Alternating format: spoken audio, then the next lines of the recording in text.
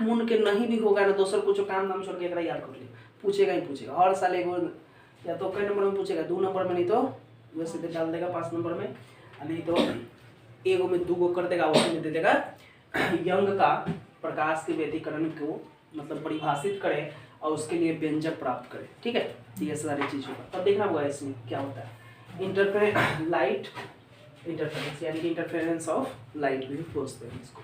ठीक है, एग्जाम के दृष्टिकोण से मस्ट भी आई है और ये पूछता ही पूछता है। ठीक है, जिसको समझ में आया हुआ वो भी, और जिसको नहीं समझ में आया है वो भी हम लोग देखेंगे। चलो थोड़ा सा बुक की हेल्प लेंगे हम लोग, आप लोगों के फेयर में होगा ये सब सारी चीजें। अब देखना, जब 2 प्रकाश तरंगे माध्यमों में एक साथ चलती है तो अध्यारोपण के कारण माध्यम के विभिन्न बिंदुओं पर प्रकाश की तीव्रता उन तरंगों की अलग अलग तीव्रताओं के योग से क्या होती है, भिन्न होती है।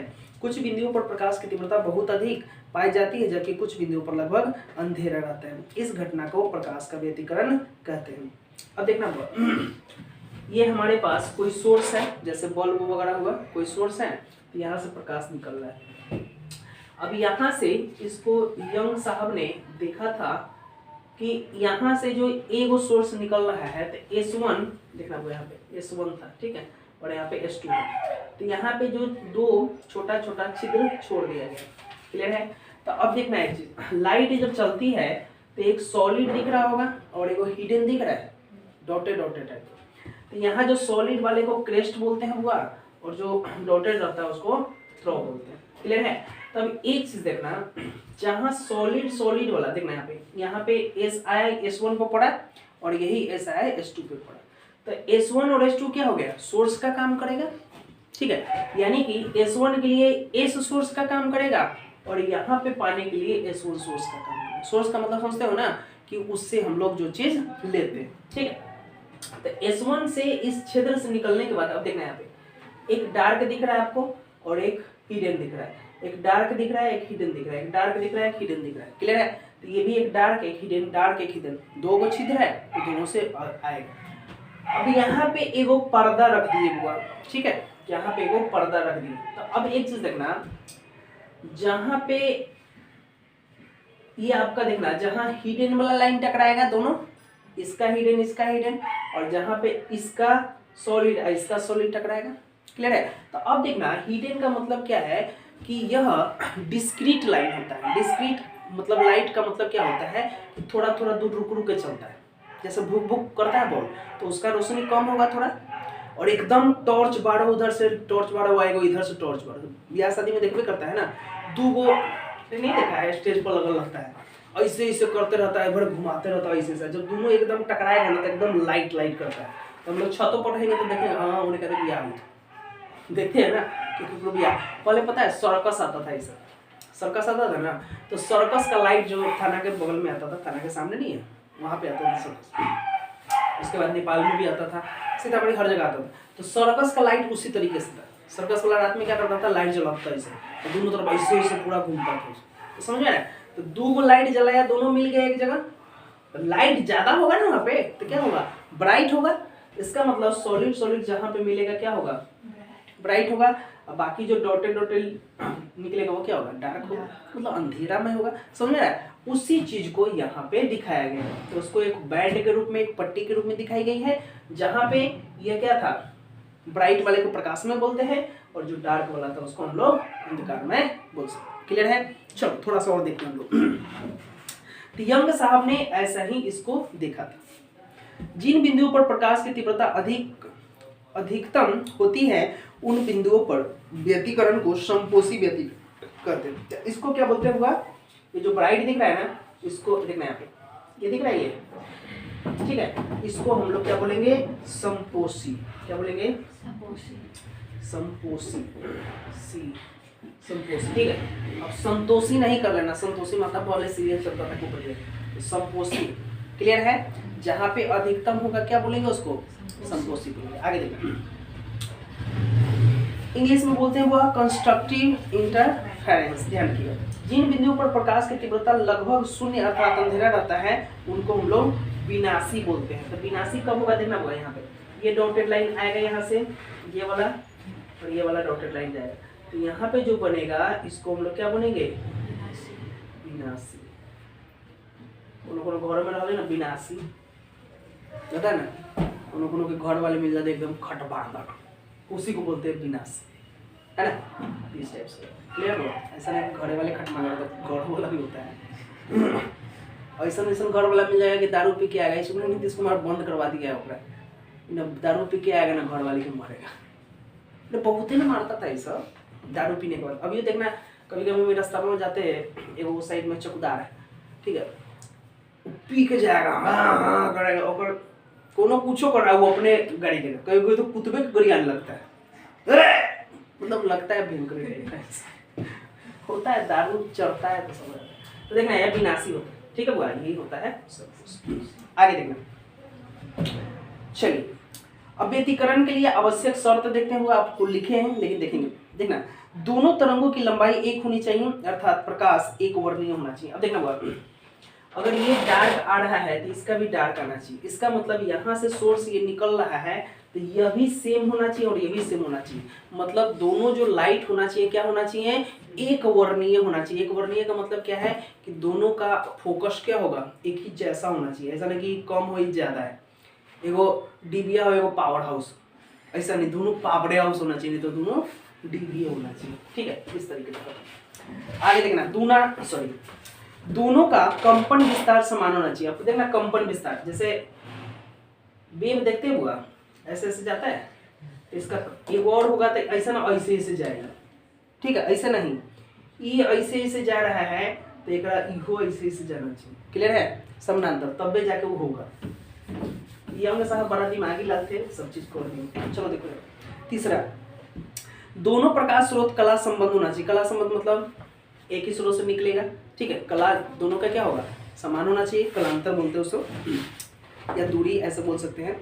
चौथा है प्रकाश स्रोत संकरा होना चाहिए। संकरा मतलब समझते हैं, संकरा समझते हो, जैसे सीटी बजाते हो तुम लोग, सीटी, तो सीटी बजाते हो तो क्या करते हो, हॉल में जाते हो तुम लोग सिनेमा हॉल में, ऐसे लेते हो, आता है ना बजाने तुम लोग, ऐसे लेकर दबाते हो, जब दबाते हो तो पतला आवाज निकलने का जगह होता है, और वहां से क्या करेगा, ज्यादा हवा जाएगा तो क्या होगा, टकराएगा ना। अब कम हवा निकलने का जगह है, ज्यादा गोले होगी। मान के चलो वो गेट है, तुम्हारे क्लास में 50-60 गो लड़का है, एक बार छुट्टी हो गया तो क्या होगा, जो निकलेगा ना तो इन्हें उन्हें जता जाएगा तो हल्ला होगा ना, वैसा ही हल्ला होता है, ठीक है। तो अब सीटी बजाते हो, वो बोला पुलिस वाला बजाता है, चाहे तुम लोग नहीं बजाते, तो उसमें देखना एक छोटा एकदम होता है, आवाज टकरा के निकलने वाला, उसी की वजह से सीटी देता है, करता है, जैसे बजाओगे तो बजता है, ठीक है। तो संकरा का मतलब क्या होना चाहिए, छोटा छिद्र होना चाहिए। कितना होना चाहिए, छोटा छिद्र, जिससे प्रकाश एकदम किसी तरीके से निकले, इंटेंसिटी उसकी काफी हाई हो, समझ में आ रहा है, इसलिए संकरा होना चाहिए। Clear clear. चलिए अब ये सारा चीज समझा है, इसके बाद यंग का प्रयोग तो है, सभी क्या है अब हम लोग देखेंगे, सॉरी देखिए थोड़ा सा, यंग का, आशा करते हैं कि फिगर समझ में आ गया होगा सबको, पक्का। चलिए अब हम लोग देखते हैं इसमें यंग का प्रयोग में, अभी जितना भी सेटअप आपको बताए हैं स्टार्टिंग में, सारा चीज वही चीज है, ठीक है, सारा चीज क्या है वही है। अब थोड़ा सा हम लोग यहाँ से हम लोग देखेंगे।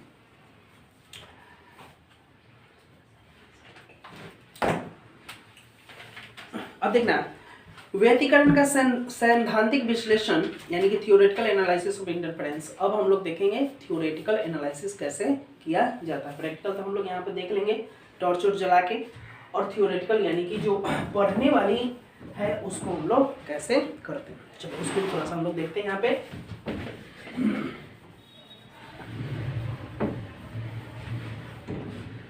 चलो फेयर में है सबका।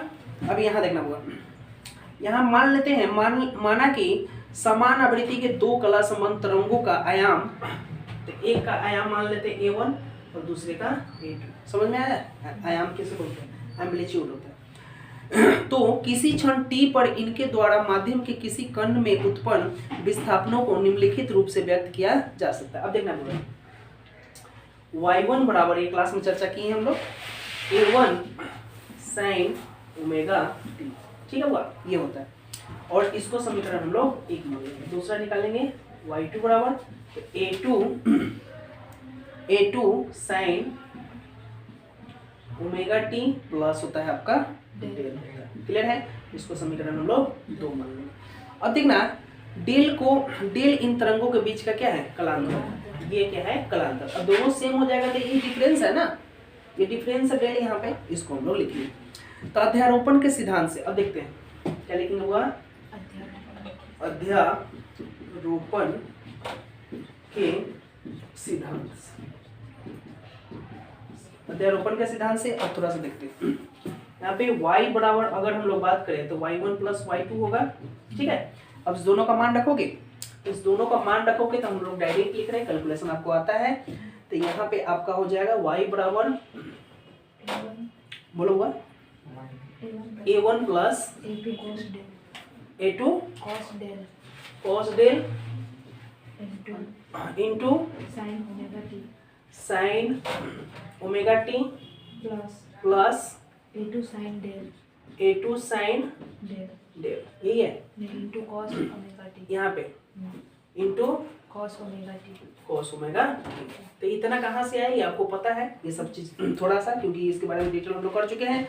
अब देखना बोले हुआ है किताब, यदि यहाँ पे बोले हुआ है कि a1 plus a2 cos del, ठीक है, और यहाँ पे एक और चीज मान लेते हैं, बराबर क्या माने हुआ है, a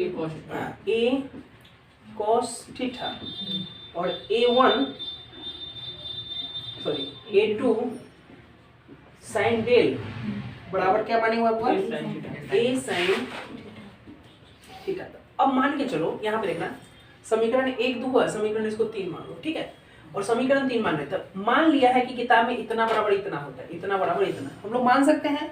तब यहाँ पे जहाँ पे ये है, अब देखना लिख लो यहाँ पे y बराबर, इसके जगह पे क्या रखोगे a cos थीटा, तो a cos theta into sine omega T, sign omega T plus कर लो।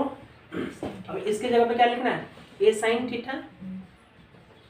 Sine theta into cos omega T. अब देखना हुआ इस सूत्र हो जाता है, a cos a था ना हुआ, a दोनों में से a कॉमन ले लो, तो a कॉमन लेगा तो क्या हो जाएगा cos theta into sine omega T plus sine theta into cos omega T. अब देखना हुआ cos a into sine b सूत्र हो गया, और sin a into cos b ये सूत्र हो गया। तो इसी सूत्र को हम लोग लिखेंगे, तो इसका सूत्र हो जाता है आपको 2 वाला हो जाता है सूत्र हुआ।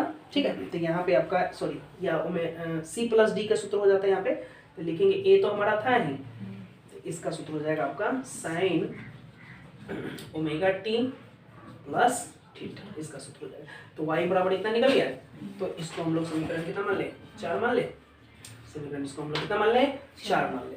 अब देखना हुआ बोल रहा है यह परिणामी विस्थापन का समीकरण जिसकी परिणामी आयाम क्या है, a है। तो समीकरण 3, तो समीकरण जो 3 और 4 जो ऊपर वाले के माने थे यहाँ पे इसके अनुसार से, ठीक है, तो इसको समीकरण कितना माने थे 3, इसको समीकरण हम लोग 4 मान ले, इसको 5 मान लेते, ठीक हुआ। ये जो 4 माने हुआ है तो लिख रहा है समीकरण 4 से, ठीक है, समीकरण 3 और 4 से, 3 और 4 से लिखो, 3 और 4 से को जोड़कर वर्ग करने पर, तो देखना हुआ 3 कहाँ है, ये वाला है 3, इसी को ना माने हुआ था, किसको माने हुआ था, अच्छा 3 और 4 इसी को माने हुआ, ठीक है, इसको 4 और 5 ले लो, ठीक है, 4 और 5 ले ले, 4 इसको मान लो, 5 इसको मान लो, इसको मान ले 6, कोई दिक्कत है। तो यहाँ पे लिख लो 4 और 5, ठीक है, 4 और 5 से कर लो, तो इसका स्क्वायर करके क्या करेगा, जोड़ेगा, तो स्क्वायर करके जोड़ेगा तो हम फटाक से लिख दे रहे हैं इसका लास्ट वाला, तो a स्क्वायर बराबर a1 का स्क्वायर प्लस a2 का square plus 2 a1 a2 cos del, ठीक है, ये आपका माना गया। अतः परिणामी आयाम क्या हो जाएगा हुआ, a बराबर इसका स्क्वायर उधर ले जाओ, तो a1 का स्क्वायर प्लस a2 का square plus 2 a1 a2 cos del और इसका 1/2, क्लियर है, इतना है, बात समझ में आ रही है। तो अब देखना है इसको हम लोग कितना मान ले, 6 माने थे, इसको हम लोग कितना मान ले 7। अब देखना इसके बाद हम नहीं बताए, इसके बाद आपको करना क्या, 2 चीज आता है, एक होता है समपोषी व्यतिकरण की शर्त क्या होगा, ठीक है, और एक होता है विनाशी व्यतिकरण की शर्त क्या होगा। चलो हम इसी को आपको बता दे रहे हैं, इसी में तो जैसे ही पूछेगा समपोषी व्यतिकरण की शर्त क्या है, तो इसमें आपको करना क्या है, समपोषी व्यतिकरण के में प्रकाश की तीव्रता अधिकतम होती है। आपको पता है यहाँ जो दिखाए थे आपको समपोषी, यानी कि क्या हो गया, प्रकाश की तीव्रता क्या होगी, अधिकतम होगी, क्योंकि सॉलिड वाला लाइन सॉलिड वाले से टकरा रहा है, यानी कि क्रेस्ट से टकरा रहा है, तो यहाँ पे ज्यादा ही ब्राइट होगा। ज्यादा ब्राइट होगा इसका मतलब यहाँ पे मान क्या होगा, cos डेल का मान क्या होगा, cos डेल का मान +1। क्लियर है? तो ये आपका मान रखेंगे यहाँ पे, और डेल बराबर हम लोग ले लेंगे 2 पाई क्या लेंगे, LH, 2 पाई H n है, 2 पाई n लेंगे। तो इसके लिए जो पथांतर का सूत्र था आपने लिखा है वहां पे, ठीक है, तो पथांतर वाला इसको हम नहीं बता रहे, ठीक है। इसको आपका फेयर है, इतना करने के बाद तो उतना करियो लगे, कैलकुलेशन है ना करना है, उसके लिए आप फिर विनाशी व्यतिकरण का है, तो विनाशी व्यतिकरण के लिए क्या होगा, cos डेल का मान देखना, यहाँ पे प्लस लिखे हैं मैक्सिमम के लिए, और उसके लिए क्या लिखेंगे, cos डेल बराबर क्या -1। क्लियर है? तो इस पे हमारा मैक्सिमम निकलेगा और इस पे हमारा मिनिमम निकलेगा, यही आपको सब क्लियर है, बात समझ में आ रही है? चलिए इसको नोट कर लीजिए, क्या नहीं नोट करना है तो आप पेयर में है ही, समझ जाइए, डाउट होगा तो पूछिएगा इसमें, ठीक है किसी को डाउट? हाँ तुम लोगों, चंदन आया समझ में? पक्का? हाँ रिजवान कितना % आया रे? जो समझाया समझ में आ गया ना, लिख लेगा पक्का? ज्योति तुमको तो आ ही गया। अच्छा